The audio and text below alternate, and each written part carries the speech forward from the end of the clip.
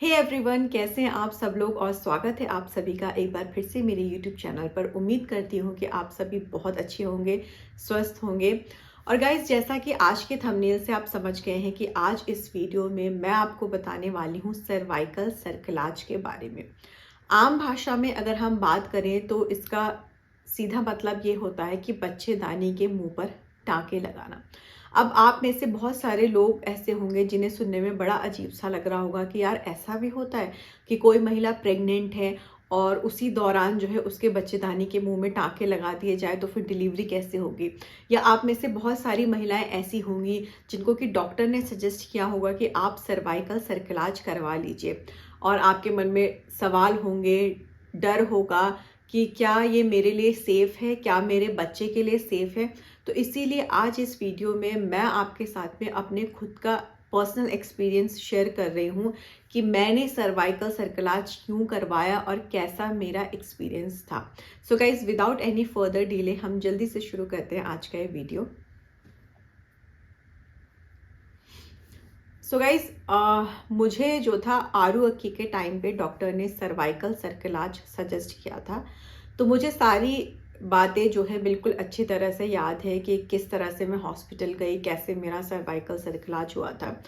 तो डॉक्टर ने मुझे सर्वाइकल सर्कलाज इसलिए सजेस्ट किया था क्योंकि आपको पता है मेरी ट्विन प्रेगनेंसी थी और पूरे 8 साल के बाद मैंने कंसीव किया था। कितनी मुश्किलों के बाद किया था वो मैं आपको ऑलरेडी माय ट्विन प्रेगनेंसी वाले जर्नी में मैं आपके साथ में शेयर कर चुकी हूँ।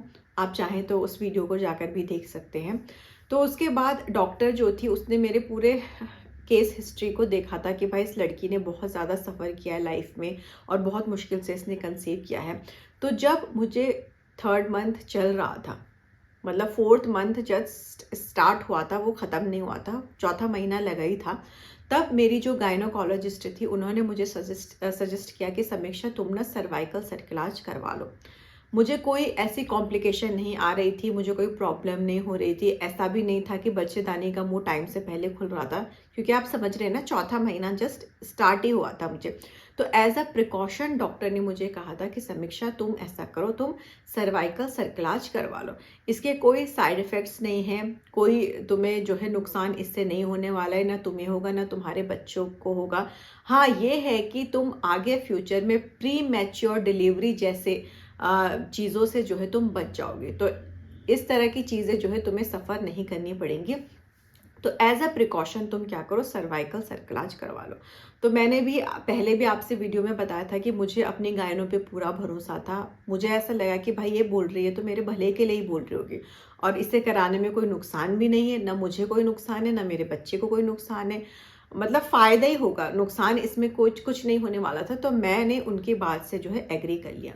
तो फिर होता क्या है कि उसके 1-2 दिन बाद ही हम लोगों ने सर्वाइकल सर्कलाज प्लान करवा लिया था। तो उसमें हुआ क्या था कि मुझे जो था सुबह डॉक्टर ने बिल्कुल खाली पेट हॉस्पिटल में बुलाया था। और आप समझ सकते हैं कि आप प्रेग्नेंट हैं, आपके अंदर 2-2 जानें पल रही हैं, तो उस दौरान भूख बहुत ज़्यादा लगती थी। भूख भी बहुत लगती थी, मुझे प्यास भी बहुत लग रही थी, गर्मी का टाइम था सोचिए। तो मैं उनको बोल रही थी कि मुझे थोड़ा-सा पानी दे दो, कुछ खाने के लिए दे दो, तो उन्होंने बिल्कुल इस चीज़ को मना कर दिया, स्ट्रिक्टली उन्होंने मना किया। उन्होंने मेरे हाथ पर यहाँ पर कैन्युला लगाया हुआ था, तो उसके थ्रू ही मुझे जो था ग्लूकोज़ वगैरह और दवाई वगैरह चढ़ा रहे थे। तो उन्होंने बोला ये ग्लूकोज़ ही फ़िलहाल तुम्हारा खाना है और तुम्हारा पानी है। इसके अलावा हम तुम्हें एक्स्ट्रा पानी भी पीने के लिए नहीं दे सकते, क्योंकि इससे क्या होता है, वॉमिटिंग के बहुत ज़्यादा चांसेस होते हैं। तो उन्होंने जो था मुझे मना कर दिया कि हम तुम्हें कुछ भी खाना और पानी नहीं देंगे।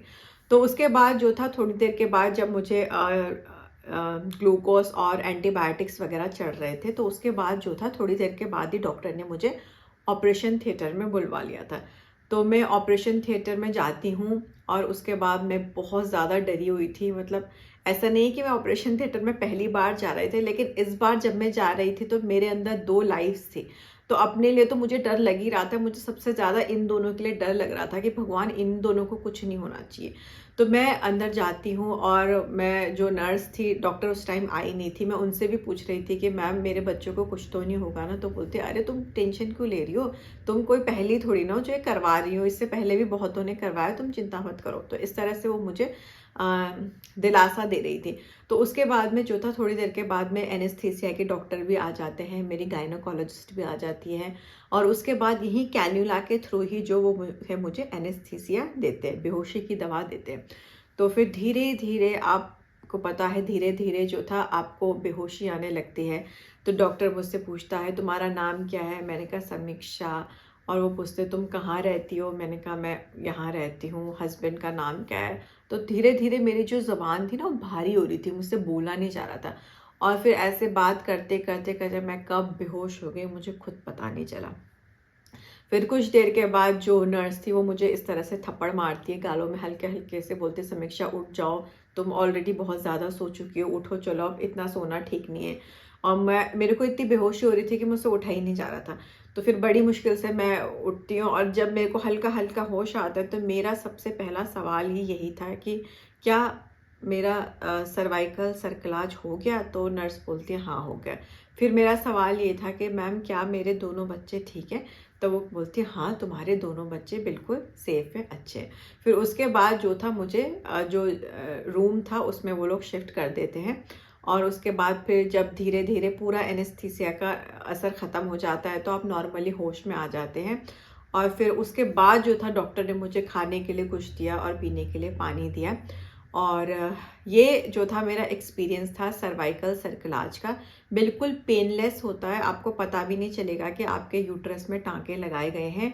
और उसके बाद सोचिए जब मुझे होश आ गया तो फिर मैं खुद कार में इनके साथ घर आई थी और मेरा जो रूम है वो ऊपर है। तो सोचिए मैं धीरे धीरे स्टेयर्स चढ़कर खुद अपने रूम तक गई और तब लेट के वहाँ पर आराम किया। तो कहने का मतलब ये है कि कोई इससे नुकसान नहीं होता है, बिल्कुल पेनलेस होता है। कब यूट्रस पे वो टाँके लगा देंगे आपको पता भी नहीं चलेगा। और अगर डॉक्टर आपको इस तरह से सजेशन दे रहा है तो आप उसको ज़रूर मानिए, ज़रूर फॉलो कीजिए, क्योंकि इससे होगा ये ना कि आप प्री मैच्योर डिलीवरी से बच जाएंगे। अब सोचिए आप अब आप ज़िद करते हैं कि नहीं भाई हम तो नहीं लगवाएंगे, जो होगा देखा जाएगा। तो इससे होता क्या है कि बच्चे की जो डिलीवरी होती है वो समय से पहले हो जाएगी, बच्चे को काफ़ी दिनों तक NICU में रखा जाएगा। तो वो जो था वो बहुत ज़्यादा फिर दुखदाई हो जाता है कि बच्चा पैदा होते ही माँ से अलग हो जाता है। तो इसीलिए जो है कि मैं कहना चाहती हूँ अगर डॉक्टर आपको सजेस्ट करता है तो आप जो है इसकी तरफ जाइए और बेझिझक बिना डरे जो है आप सर्वाइकल सर्कलाज करवाइए। और एक चीज़ और मैं आपको बताना चाहती हूँ कि अगर आप नॉर्मल डिलीवरी प्लान कर रहे हैं, मेरा तो देखिए केस अलग था, ट्विन प्रेगनेंसी थे, ऊपर से एक बच्चा मेरा सुलटा था और दूसरा उल्टा था। तो ऐसे में जो होता है नॉर्मल डिलीवरी बहुत ज़्यादा रिस्की हो जाती है।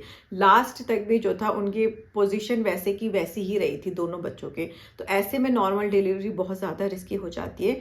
तो मेरा तो प्लान्ड C-सेक्शन ही था। लेकिन अगर आपका सिंगल बेबी है या मल्टीपल बेबी भी है, ट्विन बेबी भी है और आप चाहते हैं कि आपकी नॉर्मल डिलीवरी हो, तो डिलीवरी से कुछ समय पहले ही जो है आप इन टाँकों को खुलवा भी सकते हैं।